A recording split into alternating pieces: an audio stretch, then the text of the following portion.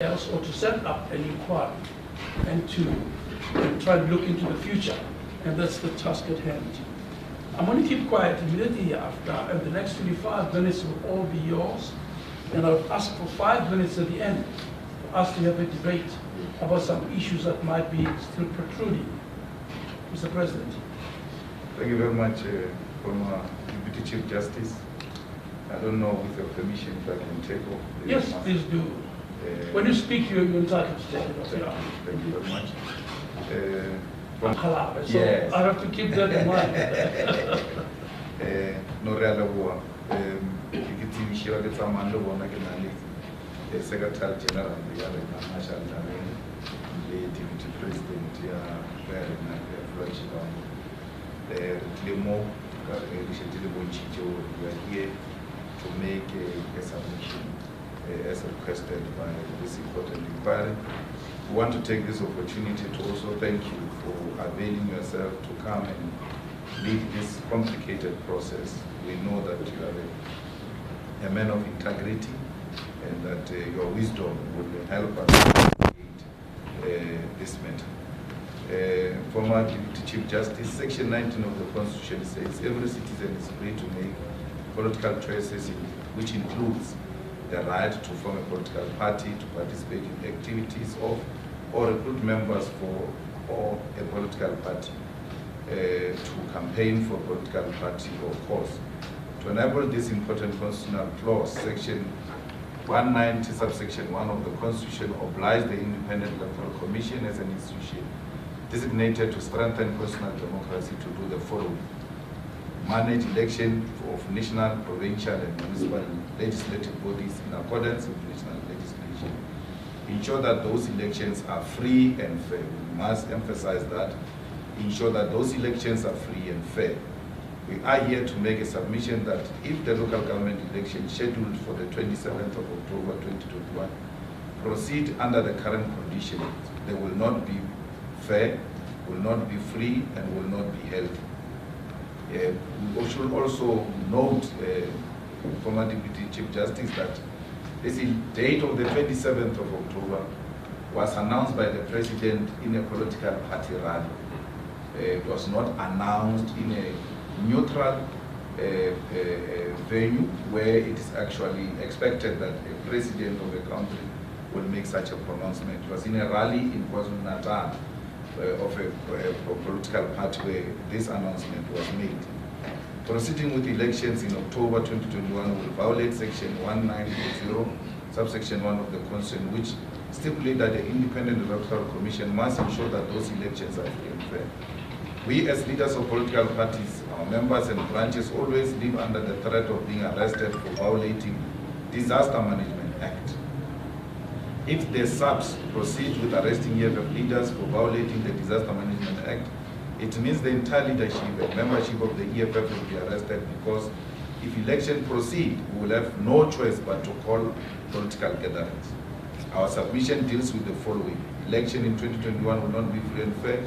Election in 2021 will not protect the lives of our people.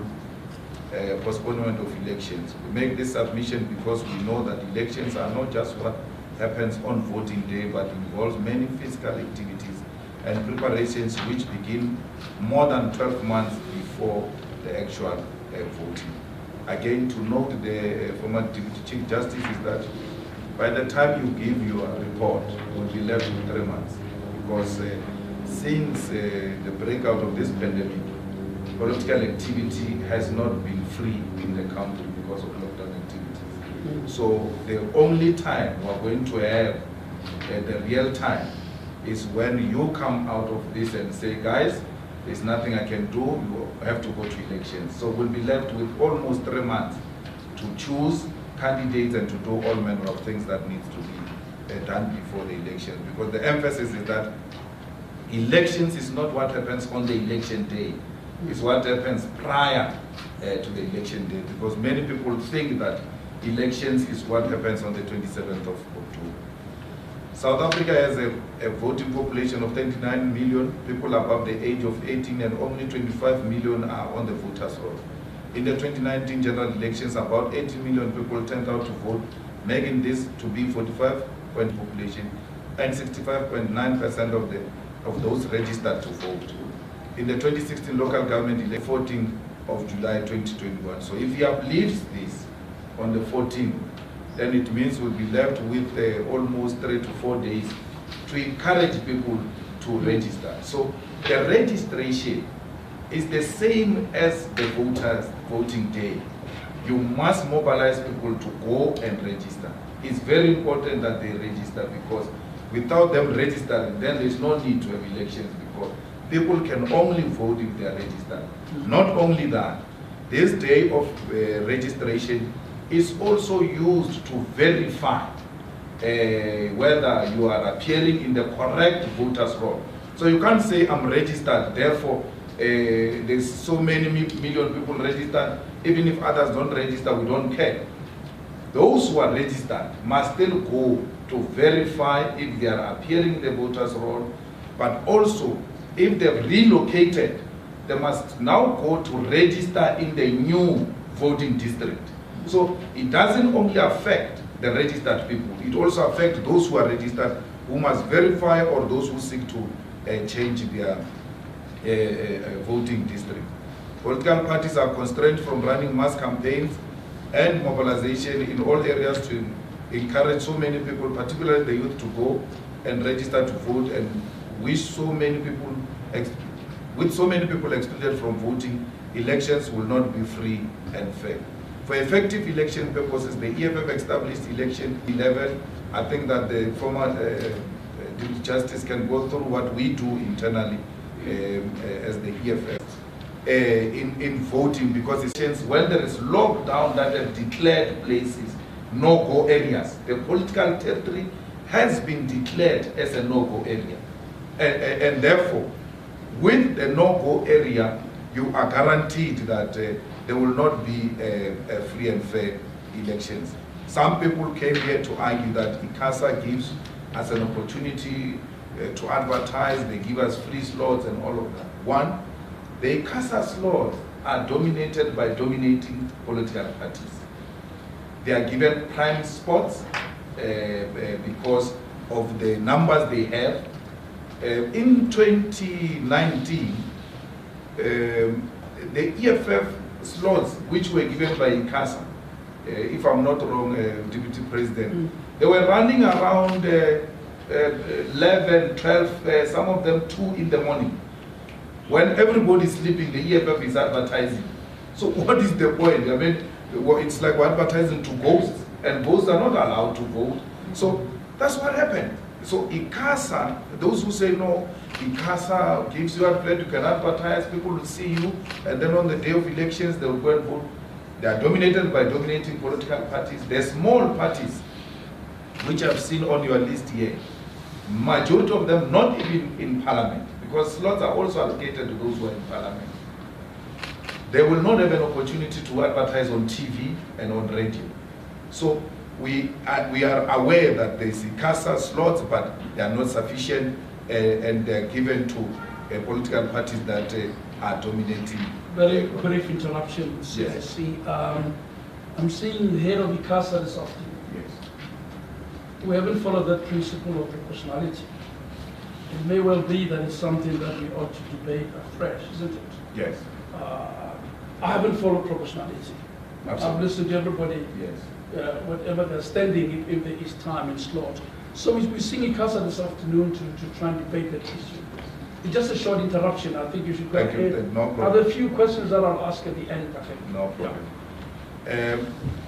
The other issue which we want to deal with is the need to protect life. South Africa has seen close to 2 million infections and 59,000 deaths due to COVID-19, and government response has been less than satisfactory.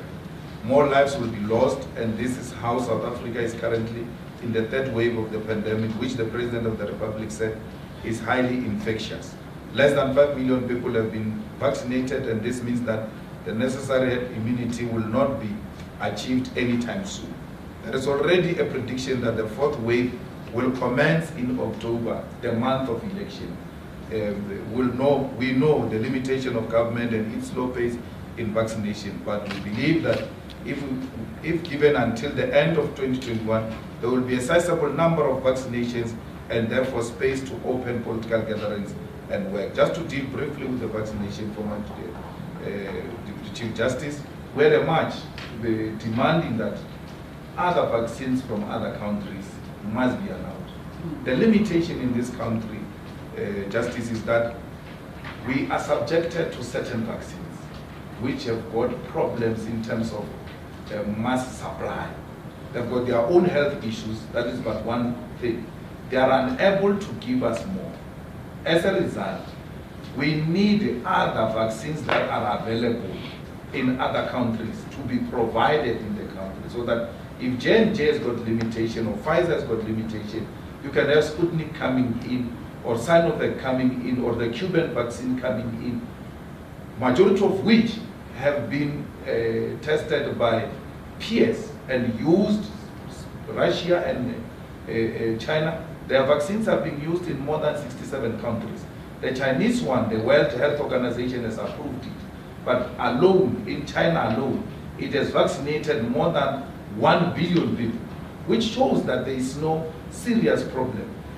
So we think that there is something more than just vaccines not meeting what is required. Because if our people are vaccinated, we can have elections at any time, because that is the most practical thing that needs to happen, in particular with regard to what is facing us now. But Section 11 of the Constitution, former Deputy Chief Justice, you will know it better than me. It says everyone has the right to life. In a state versus Makwanyane death penalty case, Chief Justice Chakalson said, the most important of all human rights and value that informs the interpretation of many, possibly all other rights, is all rights in the Constitution are subject to the right to life. So to say to people must go and vote under such conditions, we're going to subject our people to what they've been subjected to in India. They are going, and here we're faced with the same crisis the Indians were faced with. So we cannot, considering the right to life, think that the right to vote supersedes the right to life. What comes first at all times when we want to make a necessary determination should be the right to life. Is there a threat to life? We're in a situation here, former Deputy Chief Justice, that if we're in a war situation and the 5 years has collapsed, the people who come to you and say, no, let them go out and vote. Even when guns, people are shooting their bombs outside, they must say, no, the Constitution says 5 years, there's nothing we can do. 5 years, even during the war, go and vote. We are in a war now. We are in this situation we find ourselves. And the reason why they are invoking this Disaster Management Act and all of that is because we are in a difficult situation now. And the same logic that would have applied during the war is the same logic that applies now. The Commander-in-Chief of the Republic of South Africa, when he unleashed soldiers during the first lockdown, it was clear that we are in a war situation which requires the military to intervene. Why would you go and call soldiers to come and distribute roses? Soldiers are not for distribution of roses. They were called because we are in a situation of war. And therefore we can't say when the lives of our people are under threat, because we're in a situation of war, say no, 5 years is here, it doesn't matter what happens, we must still comply even when the right to life it is threatened. So we are asking that these elections must be postponed. We know for a fact that the IEC has actually postponed elections before. You will know, former Deputy Chief Justice, and I think they would have shared this with you if they were honest with you, that there were by-elections that were postponed. And those by-elections were postponed beyond 90 days. What we're asking them to do, we're not asking them to do something they've not done. They've done it before. They've postponed last year elections for more than 90 days. And the EFF is just making a simple request. Let's postpone until April next year. I wanted to deal with the actual dates they postponed to. Is there a DP in the submission? I just want the relevant paragraph where the IEC postponed. 47. Postponed. The postponement was approximately 244 days long, a number beyond the prescribed 90 days. So if the EFF says we must postpone to April next year, we must then calculate how many days are those, and if whether you are asking the IEC something that they've not done. They've done it, and it was last year. It's not something that was done during President Mandela's term. It was done last year, and now when we ask them to do the same thing that they've done, they say no, we can't do that. So we ask that the elections be postponed to April, because if by end of October there will be some sense of clarity in terms of vaccination, in terms of the behavioral patterns of the pandemic, and even then, if the situation is not what we envisaged, we can still postpone until we are all guaranteed that it is safe.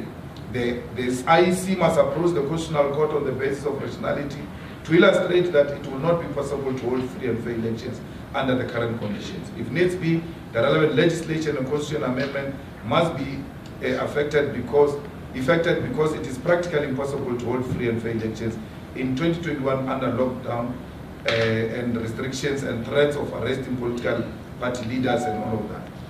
The reality is that former Chief Justice, if you say we're proceeding, we're not going to comply with the lockdown regulations, because we're not going to sit back and allow to be killed. We are going to have to go and fight for our survival, because political power is our life. We need to be in power to remain relevant, to serve our people. So anything that says proceed, you are now asking us to defy the lockdown, because we are going to have to choose between proceeding under certain conditions which will not be favorable, because the space must be open and be a level field, fair, free for everyone. Now, the last point I want to make, which disturbed all of us, was the IEC appointing you to investigate this and then still proceed to launch an election. And when we challenge them, they say, no, we want to show that we are technically ready. It has got nothing to do with technically being ready. It's a party. They were enjoying. They were going to have lunch at the expense of the resource that we do not have, former Deputy Chief Justice. When you are technically ready, you are technically ready. Whether Chief Justice says in July you are ready, proceed or not, you are ready. You don't need a festivity to prove that you are ready, if you are indeed ready. So we take an exception about that, because they want to project you as engaging in the most useless exercise that is a foregone conclusion. I know they came here and said, no, our launching didn't mean any other thing, but to us, it should have waited for this. We can even launch a day after you have announced. We are all here. We don't have to take any plane from Mauritius to come here. So we take serious exception to that, because this creates an impression that this is just a futile exercise. Thank you very much. Thank you so much, and thank you for observing the time limits. We much appreciate it. I have a few questions that we have the debate. I've heard the last point, and I've seen the exchange. I'm not going to go into it. You've made the point, and they felt, IC felt important for them to respond to that. But you know that I wouldn't be a trifle. I would agree anybody to make me a trifle. I know. Peter, I'm here for country to evaluate as genuinely as possible how do we protect lives and limb on the one side without collapsing our democratic project. There is a tension, and there's a tension I'd like to do. I'll produce a report which you all will see, And some will like, some will not like, but you can be assured that I'm doing it at the height of my sincerity and not serving any particular.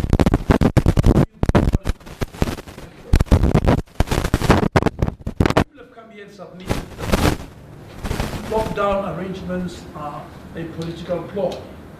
In other words, they are an attempt to precipitate a postponement. Now you can comment on that as it's the first question. Now it's a conspiracy theory that has been thrown out there that we are where we are because of that. But more practically, at level 4 and 5, can we, in your view, ever hold free and fair elections? I think you've answered that already. Some parties have been struggling with that, whether if we're at, and then what about level 1 and 2? Can we hold elections at level 1 and 2?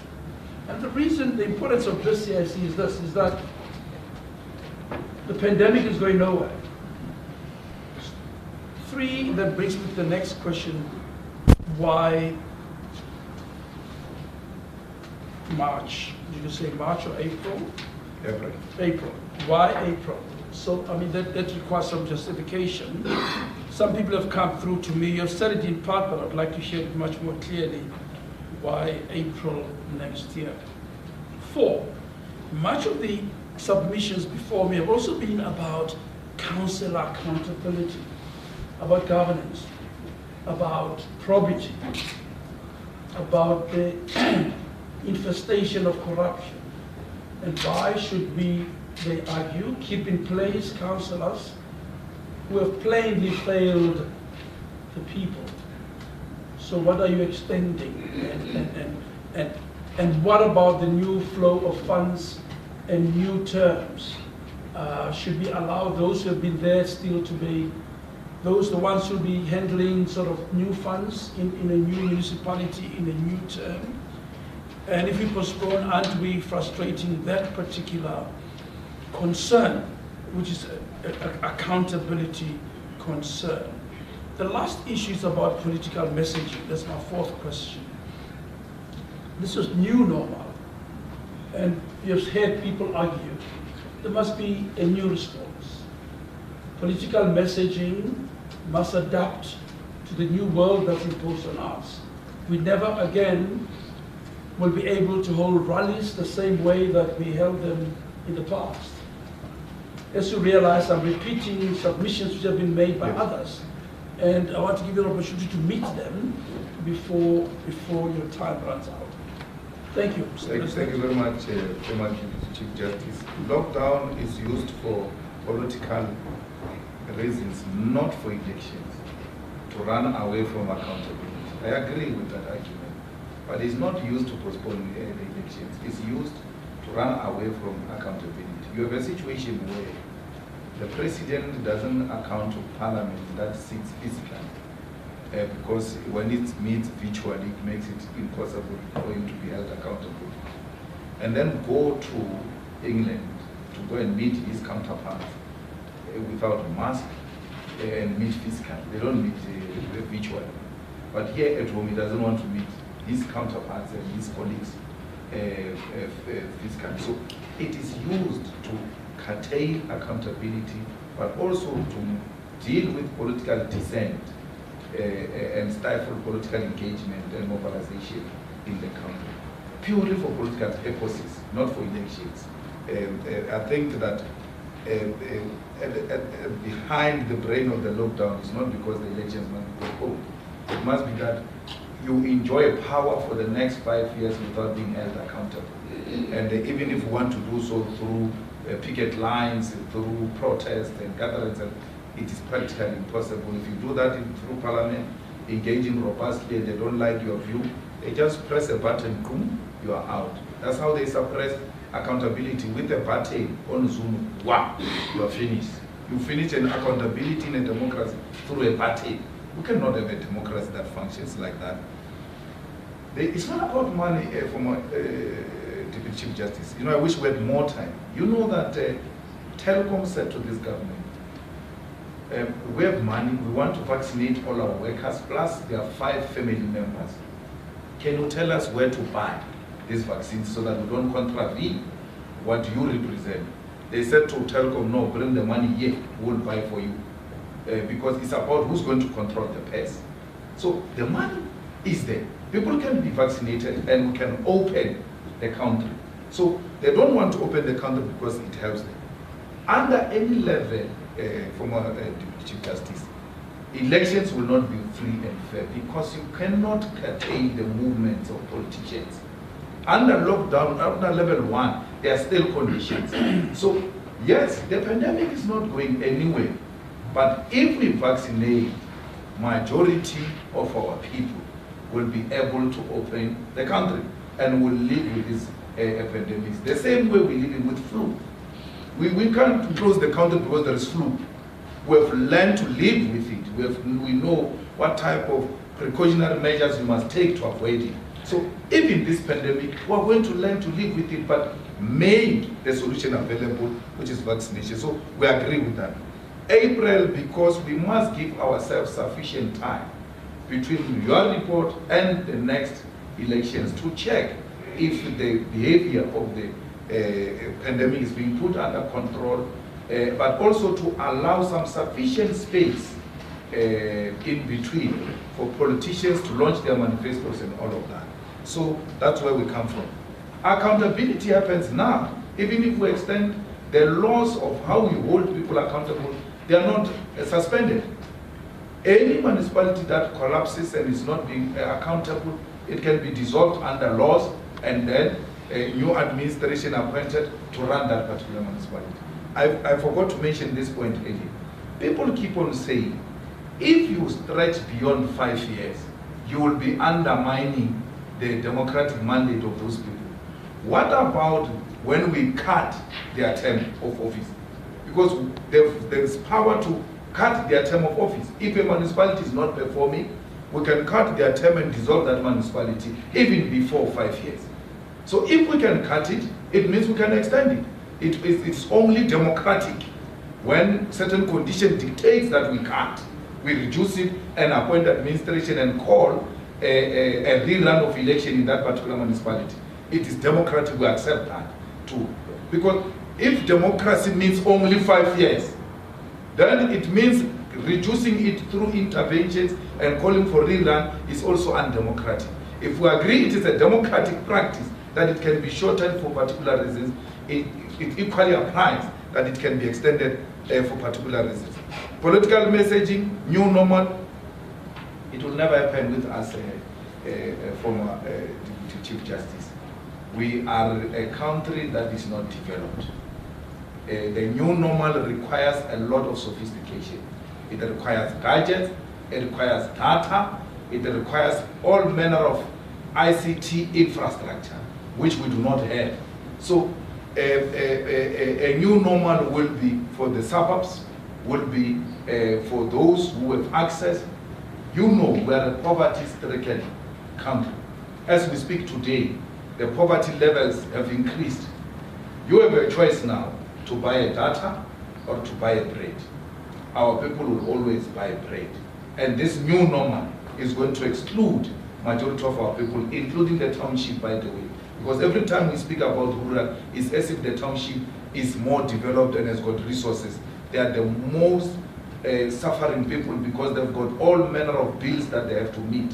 So we wish the new normal. We want an advanced state. We want to do all of these things. It will take us another 5, if not more than that, decades to get our country to comply with the new normal. So the new normal that says we can't call a rally, then it's undemocratic new normal, which we cannot comply with. Because the only effective method to communicate with our people is face to face. Well, CIC, thank you ever so much. I'm hardly point that if my report says we go to elections, then you're going to go out into the streets and campaign. Yes. So I have no comment on that. I've heard it, and the cameras saw you. I'm sure they heard it. But thank you for coming out. The complexity of the matter is an obvious one. We have to find a very careful, at least that is my function, is to calibrate these tensions that sit in this arrangement. You would have known that life matters to me. Life of our people matters deeply to me. But at the same time, we have to remain democratic. So it's going to be a very fine line. Let's see where it takes us to. But once more, you and the Deputy President and other leaders, thanks for coming out. I'm going to have to listen to a good few of your colleagues, Yes. and I'll listen to ICASA later today, and of course to the COVID COVID Advisory Committee or Coordinating Council, who will have the final word later today to tell us what is the scenario going forward. Thank you very much. Thank you very much. And you must never think that for a second now you are independent. We know you. You are the type that even when you disagree with us, we accept that with smile, because it will be justifiable. It will speak to the realities of our people. And when you got appointed here, it was the most exciting thing, because we knew that we'll get a hearing. You know, when Laube talk or no Marbang William team, that's what we accept. Thank you. Thank you. Thank you.